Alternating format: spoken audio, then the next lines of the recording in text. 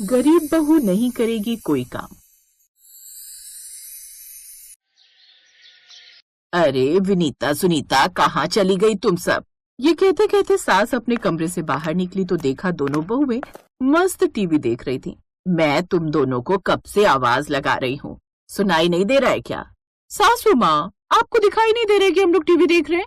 मुझे बहुत जोरों की भूख लगी है, जाओ कुछ खाना बना दो मेरे लिए। सासू माँ, अभी 2 घंटे पहले तो हम सबने नाश्ता किया है। बोल तो ऐसे रही हो जैसे नाश्ते में 56 भोग खिला दिए तुम लोगों ने। सिर्फ चाय पी थी हम लोगों ने, भूल गई क्या? देखो सासू माँ, हमें इस वक्त सीरियल देखना है, आप खुद ही बना लो। बेचारी उसकी सास खुद ही अपने लिए खाना बनाने लगी। रात में उसके तीनों बेटे अजय विजय विक्रम काम से घर लौटे। विनीता, आज भी खाना वाना नहीं बना क्या? क्या आज आप लोग होटल से खाना नहीं लाए क्या?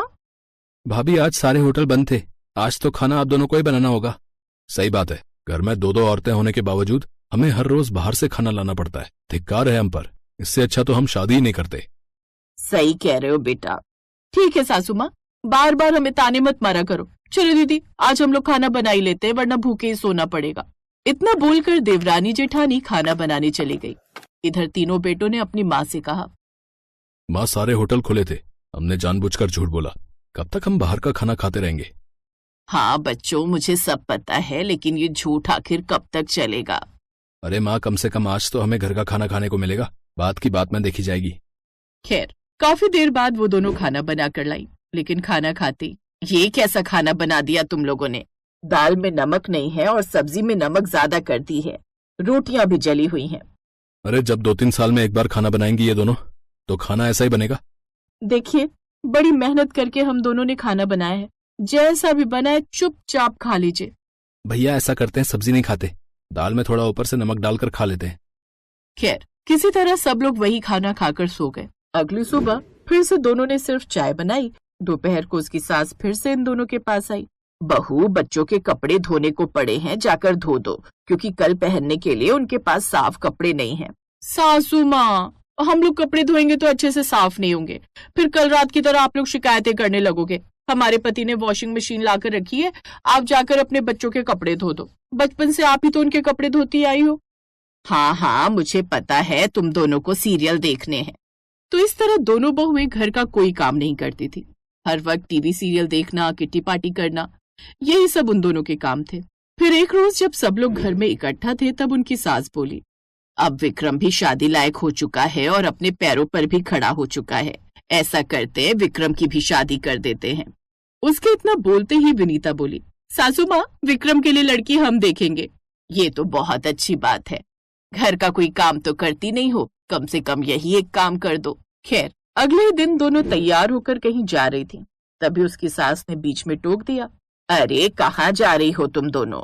घर की साफ सफाई करनी थी। सासू माँ, आपको अच्छी तरह पता है कि हम दोनों कामचोर हैं, ये सब आपको ही करना पड़ेगा। फिलहाल हम दोनों पंडित जी से मिलने जा रहे हैं, उन्होंने विक्रम के लिए एक लड़की देखी है, जाकर उनसे मिल लेती हूँ। अगर सब कुछ ठीक रहा तो हम लोग लड़की देखने चलेंगे। चलो अच्छा ठीक है, भगवान से प्रार्थना करूंगी कि ऐसी लड़की मिले जो इस घर का काम कर सके और मेरा बोझ थोड़ा हल्का हो जाए। खैर, दोनों देवरानी जेठानी पंडित जी से किसी पार्क में जाकर मिली। देखिए, जिस तरह की लड़की आप दोनों ने कही थी, मेरी नजर में बिल्कुल वैसी ही लड़की है। यहाँ से 70 किलोमीटर दूर भैरवपुर नाम का एक गांव है जो बहुत पिछड़ा हुआ है। अरे ये तो बहुत अच्छा हुआ पंडित जी, गरीब लड़की से तो हम जो चाहेंगे वो काम करवा लेंगे, हमें कुछ करना भी नहीं पड़ेगा, हमारे वो पैर भी दबाएगी। खैर, उस लड़की के बारे में उन दोनों ने अपने ससुराल वालों को बता दिया। कुछ दिनों बाद वो लोग लड़की देखने गए। उनका कच्चा मकान था और बहुत पिछड़ा हुआ गांव था। भाई साहब, आपकी बेटी तो बहुत संस्कारी है, नाश्ता भी बहुत स्वादिष्ट बनाए है, हमें ऐसी बहू चाहिए थी। तो इस तरह विक्रम की शादी ममता के साथ तय हो गई। एक रात विनीता और सुनीता आपस में बातें कर रही थी।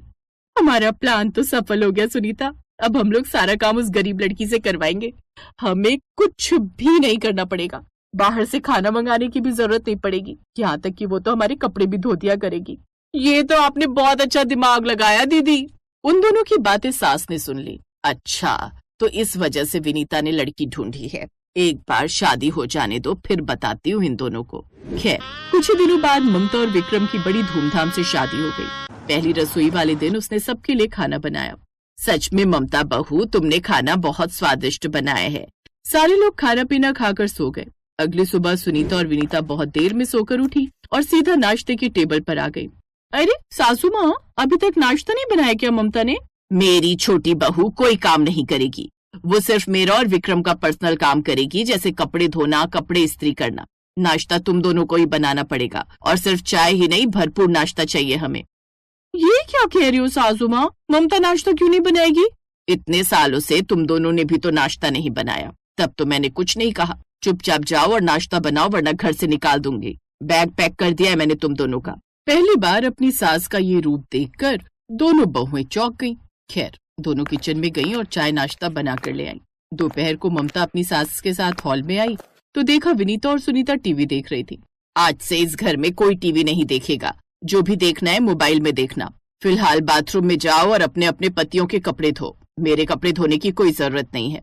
सासू माँ, आपको अचानक हो क्या गया है? पक्का ममता ने आपको भड़काया होगा। दीदी, आप कैसी बातें कर रही हैं? मैं तो इस घर का काम करना चाहती हूँ, पर सासू माँ मुझसे काम करवाना ही नहीं चाहती। चुपचाप जाओ, कपड़े धो, वरना बैग तैयार है तुम दोनों के। नहीं सासू माँ, चाहती हूँ। दोनों बहुएं बाथरूम में गईं तो देखा वहां से वॉशिंग मशीन गायब थी। फिर से दोनों बाहर आ गई। सासू माँ, वॉशिंग मशीन कहाँ चली गई? हम कपड़े कैसे धोएंगे? वॉशिंग मशीन मैंने कबाड़ में बेच दी है, अपने हाथों से कपड़े धो, यहाँ पर टाइम पास मत करो। सास की कड़क आवाज सुनकर दोनों डर गई। वहीं दूसरी तरफ ममता ने अपनी सास से कहा, सासू माँ, मुझसे दोनों जेठानियों की हालत नहीं देखी जाती, आप उनके साथ ऐसा क्यों कर रही हो? बहू, तुम्हें अभी कुछ नहीं पता, धीरे धीरे सब पता चल जाएगा। तो इस तरफ सुनीता और विनीता को ही घर का सारा काम करना पड़ता था और दोनों टाइम का खाना भी बनाना पड़ता था। फिर एक रोज उनकी सास ने सबके सामने उनसे कहा, सुनीता और विनीता, मुझे पता है तुम गरीब बहू को इसलिए लाई थी ताकि तुम दोनों से अपनी नौकरानी बना सको। मैंने तुम दोनों की बातें सुन ली थी, इसलिए मैं गरीब बहू से कोई काम नहीं करवाती थी, सारा काम तुम दोनों से ही करवाती रही। इसका नतीजा ये रहा कि तुम दोनों सारा काम सीख गई। सासू माँ, आपने जो भी किया हमारे भले के लिए किया, हमारा सारा आलस खत्म हो गया। तो ठीक है, आज से ममता भी तुम दोनों का हाथ बटाएगी। उस दिन के बाद तीनों बहुएं मिलजुल कर खुशी खुशी काम करने लगी।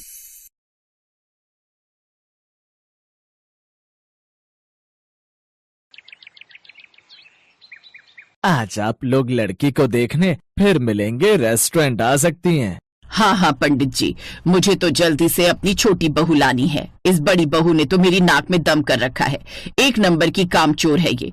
आप लड़की वालों को बता दीजिए, हम शाम को 4 बजे मिलते हैं। शाम को गायत्री अपने परिवार के साथ फिर मिलेंगे रेस्टोरेंट पहुंची, जहाँ नेहा नाम की एक बेहद ही खूबसूरत लड़की आई। वाह, ये तो कोई सुपर मॉडल लगती है। हाँ, दिखने में तो हूर की परी है, लेकिन क्या ये घर के कामकाज जानती होगी? अच्छा बेटी, क्या तुम घर के कामकाज जानती हो? हाँ, मेरी बेटी घर का सारा काम जानती है। इतना ही नहीं, ये जॉब भी करती है, कभी डे शिफ्ट कभी नाइट। ये बात सुनते ही अनुप्रिया का माथा ठनक गया। है, ये तो मेरी सारी उम्मीदों पर पानी फिर ही गया। अगर ये जॉब पर रहेगी तो मेरा क्या होगा? माँ जी, ये जॉब वाली लड़कियां ना घर का नाश कर देती है, और ये नाइट जॉब भी करती है, तो मोहल्ले वाले लोग क्या कहेंगे? कह तो तू ठीक रही है। नहीं, ये लड़की नहीं चलेगी। अपने घर में रात को थोड़ी ना काम करवाऊंगी इससे। माफ कीजिएगा बहन जी, लेकिन हमारी सोच नहीं मिलती। हाँ ठीक है बहन जी, जैसी आपकी इच्छा। जेठानी खुश हुई कि उसके ससुराल में नौकरी वाली देवरानी आने से बच गई। वो नहीं चाहती थी कि कोई नौकरी करने वाली देवरानी उसके ससुराल में आए, नहीं तो घर का सारा काम उसको अकेले ही करना पड़ेगा। इसलिए उसने अपनी सास को भड़का दिया और ये रिश्ता भी टूट गया। कुछ दिन बाद गायत्री अपने छोटे बेटे की शादी की चिंता में उदास बैठी थी, तभी उसकी बहन लता वहाँ आई। क्या बात है मेरी गट्टो, इतना उदास क्यों लग रही है? अरे दीदी तुम आओ। गट्टो, मेरी ननद की एक बेटी है सगुन, बड़ी ही गुणी सुंदर और संस्कारी लड़की है। कहूँ तो बात करूँ उससे? सच में? तो बात आगे बढ़ाओ ना। अब लता देवी ने बात आगे बढ़ाई और कुछ दिन बाद वो सब लड़की वालों के घर आ गए। देखती हूँ आज कैसी लड़की पसंद करते हैं। अगर मेरे काम की नहीं हुई तो उसको भी चलता करूंगी। संडे को वो सभी उस लड़की जिसका नाम सौंदर्य था उसे देखने गए। सौंदर्य दिखने में तो खूबसूरत थी ही, साथ ही घर के सभी कामकाज भी जानती थी। जेठानी ने तो छूटते ही पहले एक सवाल पूछा, सौंदर्य, नाम तो बड़ा सुंदर है, बिल्कुल तुम्हारी तरह, लेकिन क्या तुम घर के कामकाज जानती हो? जी दीदी, मैं घर के सारे कामकाज कर लेती हूँ, आप फिक्र मत कीजिए। अच्छा तो ये बताओ, तुम कोई नौकरी तो नहीं करती हो ना? जी नहीं, मैं नौकरी नहीं करती। मैं तो। ये सुनकर जेठानी तो बड़ी ही खुश हुई। बस आगे कुछ कहने की जरूरत नहीं, मेरा सपना पूरा हुआ। मुझे मेरी पसंद की नौकरानी मतलब देवरानी मिली गई। माँ जी, मुझे ये देवरानी बहुत पसंद है। रौनक और सौंदर्य के परिवार में अच्छी खासी बातें हुई और सौंदर्य आखिरकार सबको पसंद भी आ गई। फिर उनकी शादी बड़ी धूमधाम से हुई। कुछ महीने बाद सौंदर्य उस घर की बहू बनकर आ गई। उसकी जेठानी और सास ने बड़े प्यार से उसका स्वागत किया। लो भाई, अब मैं जेठानी बन गई। इस घर में अब मेरी देवरानी आ गई। अब इस घर के सारे कामकाज मेरी देवरानी सौंदर्य के जिम्मे। अरे बड़ी बहू, कुछ तो शर्म कर। अभी उसे आए हुए कुछ पल भी नहीं हुए और तुम आते ही उस पर काम डालने लगी। अरे माँ जी, वो तो मैं मजाक कर रही थी, अपनी देवरानी की टांग खींच रही थी बस। फिर नई बहू का स्वागत बड़े प्यार से हुआ। शादी की थकावट में सब जल्दी ही सो गए, लेकिन अगली सुबह सौंदर्य जल्दी उठकर जाग गई। ये देख जेठानी बड़ी खुश हुई। हाय, मेरी मेहनत रंग लाई। इतने सालों से जैसी देवरानी की खोज में कर रही थी, वो मुझे अब मिल गई। वाह वाह। लेकिन अगले पल जैसे अनुप्रिया के सारे अरमानों पर पानी फिर गया। दीदी, आप तब तक कॉफी बना दीजिए, मैं उतनी देर में नहा कर आती हूँ। हैं? अच्छा ठीक है। ये सुनकर अनुप्रिया का माथा ठनक गया, लेकिन फिर उसे लगा कि आज उसका पहला दिन है, इसलिए उसने कुछ नहीं कहा। उसने सबके लिए कॉफी बनाई, घर की सारी सफाई की, सबके लिए खाना बनाकर तैयार भी कर दिया। तब जाकर उसकी देवरानी नहाकर और पूजा पाठ करके आई। फिर आकर उसने मीठे में सबके लिए हलवा बनाया। इतना किचन तो मैंने सारा खाना बनाने के वक्त भी नहीं फैलाया जितना इस महारानी ने एक हलवा बनाने में फैला दिया। ऊपर से मैडम कहकर गई है बर्तन मैं साफ करूं, जैसे इसके बाप की नौकर लगी हूँ। सबके साथ खाना खाने के बाद सौंदर्य अपने पति के साथ अपने मायके चली जाती है। अब बेचारी जेठानी पीछे से सारे बर्तन अकेले धोती है। ये अच्छी परेड लगी है मेरी। सोचा था देवरानी आएगी तो आराम मिलेगा, लेकिन यहाँ तो बैंड बजी पड़ी है। शाम को वो पगफेरों की रस्म से वापस आती है तो जेठानी मन ही मन सोचती है, अब देख बच्चू, कैसे मैं कल से तुझसे सारा काम करवाती हूँ। लेकिन अगले दिन जब अनुप्रिया सोकर उठती है तो उसके तो होश ही उड़ जाते हैं। उसकी देवरानी हाथ में बड़ा सा सूटकेस लेकर तैयार होकर खड़ी थी। अरे देवरानी जी, ये इतनी सुबह सुबह कहाँ जा रही हो? वो भाभी, मैं और ये हनीमून के लिए गोवा जा रहे हैं और 2 हफ्ते बाद लौटेंगे। ये सुनकर तो अनुप्रिया चुप ही रह गई, लेकिन फिर उसे लगा चलो कोई बात नहीं, अब जहाँ इतना झेला है तो कुछ दिन और सही। अब वो अगले 2 हफ्ते तक घर के सारे कामकाज अकेले करती है और 2 हफ्ते बाद उसकी देवरानी जब हनीमून से लौटती है। ये लीजिए जेठानी जी, ये गोवा की ड्रेस और चॉकलेट्स मैं आपके लिए लाई हूँ। Thank you so much. लेकिन इन सब की क्या जरूरत थी? अच्छा वो मैं कह रही थी खाना बना, आप लोग खा लो जेठानी जी, हम तो बाहर से खाकर आए। ये कहकर सौंदर्य अपने कमरे में चली गई। खाकर आए, लेकिन मैं तो बनाने के लिए कह रही थी। बस बहुत घूम ली ना, अब मैं बताती हूँ तुम्हें, जब घर के सारे काम कल से तुम्हें अकेले करने पड़ेंगे। अगले दिन अनुप्रिया जानबूझकर देर तक सोती रहती है। ये देख उसकी सास उसको जगाने उसके कमरे में जाती है। बहू, ओ बड़ी बहू, ये क्या तू अभी तक सो रही है? सुबह के 8 बज गए, घर के काम नहीं करने?